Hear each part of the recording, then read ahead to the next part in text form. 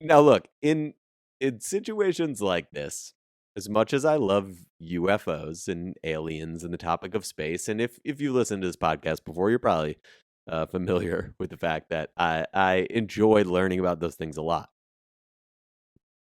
In situations like this, I think it's best to use Occam's razor when considering the explanation. It's actually one of the ways that we're gonna look at this situation today throughout the whole episode. And if you're not familiar with Occam's razor, it is defined by Webster's dictionary as, quote, a scientific and philosophical rule that entities should not be multiplied unnecessarily, which is interpreted as requiring that the simplest of competing theories be preferred to the more complex, or that explanations of unknown phenomena be sought first in terms of known quantities. And I know that's a bunch of jargon, like that's a freaking mouthful, but basically that's a long ass way of saying the simplest explanation for something is typically correct. There's probably a lot of you that take that approach into your daily life.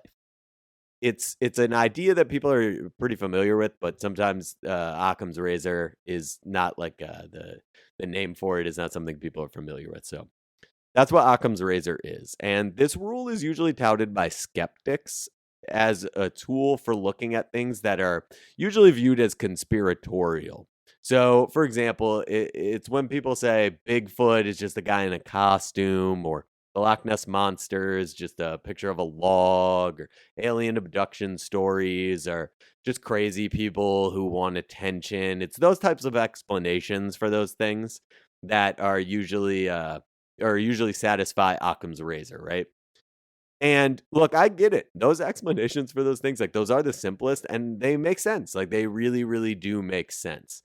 And in regards to American Airlines Flight 2292, I want to use Occam's razor as well, but I want to use it as both a tool to try to explain what happened, but I also want to use it as an example of why you might want to consider auditing your views in terms of what you think the simplest explanation for things are, right? Really look at that word simplest and try to look at how you define that. I think that too often our idea of simple is based on consensus. And my hope is that in this episode you might look at the facts and human nature, and you might make some inferences of your own, and you I think that you might start to see that simplest is not always a synonym for the most common, right? The simplest explanation is not always the most common explanation. It is actually the simplest. And we're going to dive into that a little more as we go, but I just wanted to say that up front because I think this is kind of a cool exercise to do in a sense. And I think that this particular story is a great way to employ that tactic.